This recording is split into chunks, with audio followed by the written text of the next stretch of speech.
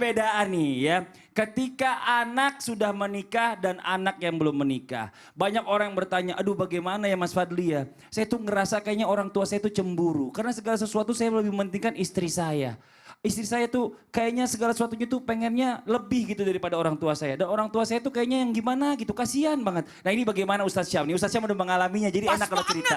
Pas banget. Ya. Silakan Ustadz Syam. Curhatannya, penjelasannya, maaf, tafadhol. Bismillahirrahmanirrahim. Tabe guru Ustadz Ilman, Ustadz Maulana, Mas Fadli, serta guru-guru kami yang dimuliakan Allah Subhanahu wa taala serta para orang tua yang dimuliakan Allah Subhanahu wa taala dan anak yang selalu berusaha menjadi anak soleh, baik ia seorang anak kecil, remaja ataupun dewasa ataupun telah menikah. Bagaimana dalam Islam agar seorang anak selalu senantiasa memberikan yang terbaik dan tidak pilih kasih kepada orang tuanya ataupun kepada istrinya setelah ia berumah tangga. Maka yang pertama selalu tahu prioritas.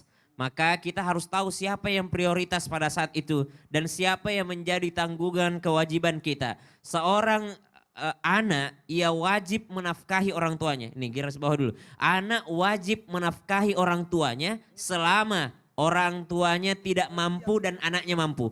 Jadi kalau anaknya mampu dan orang tuanya tidak mampu, maka sang anak wajib menafkahi orang tuanya. Jadi jangan kita menganggap bahwa yang dinafkahi itu yang wajib adalah istri dan anak saja. Tidak, orang tua juga wajib dinafkahi kalau ia tidak mampu dan anaknya dalam keadaan mampu. Artinya dalam keadaan mampu bagaimana? Ia telah menyelesaikan kewajibannya terhadap istrinya, terhadap anak-anaknya, terhadap dirinya sendiri. Maka ia tetap wajib juga memberikan bantuan terhadap kedua orang tuanya. Apatah lagi kedua orang tuanya adalah daripada kalangan yang tidak mampu menurut pandangan sosial masyarakat pada saat itu. Maka itu yang pertama, ketahui siapa prioritas. Yang kedua, seorang anak laki-laki tetap surganya terdapat pada orang tuanya, terhadap ibunya. Maka sering disampaikan di mimbar Islam itu indah bahwa anak laki-laki akan tetap menjadi milik ibundanya, akan tetap menjadi milik ayahnya walaupun ia telah menikah. Jangan mengambil alih daripada seorang istri kepada suaminya dengan mengatakan sekarang engkau telah menikah berarti engkau telah milikku.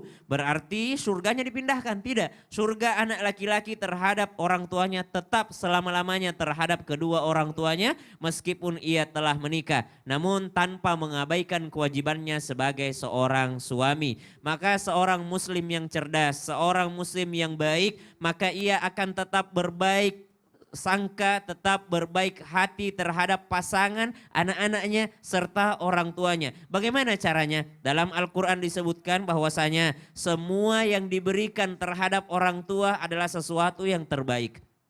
Maka berikan yang terbaik terhadap kedua orang tua kita. Apapun alasannya, berikan yang terbaik terhadap kedua orang tua kita. Kalau bisa bercerita sedikit bagaimana pengalaman kami selama 1 tahun menikah. Di awal-awal orang tua kami masih gimana? Curhat aja gak apa-apa. Bukan apa-apa cerita aja sama kita. Gak usah malu. Maaf Bapak jangan ngalingin kiper dong, munduran. Bapak ngalingin kiper lagi. Jadi mohon 1 tahun izin, itu gimana? kalau dibilang tips dari kami, kalau orang tua kami sering sebelum menikah mungkin mintanya sama kami, tapi setelah menikah orang tua kami mintanya kepada pasangan kami, kepada istri kami. Wow, Jadi keren. Makin malu dong minta. Jadi Enggak tidak- lah aja lagi minta apalagi ke menantunya. Jadi Nggak tidak menantu. melangkahi Ustaz, tidak melangkahi. Oh, Khawatirnya. maksudnya mungkin ya dulu anak yang memberi, sekarang menantu yang Betul. memberi. Iya. Sebelum minta ya. Karena daripada karena kami apa namanya? Kami Nggak usah deg-degan, biasa aja. Ustaz bukan Syam. deg-degan, saya Biasa memilih aja. kata-kata Biasa yang aja. Iya. memilih kata-kata yang bagus. Biasa, Iya. biasa aja orang tua dan mertua nonton. Tapi gini, bentar. Gimana, Ini kan Mas Adi? bicara masalah jadi orang tua. Iya, iya. Ada teman saya, Ya. namanya Ustadz Maulana. Kenapa sih? Dia itu hidup pengen sampai umur 120 tahun. Betul kan?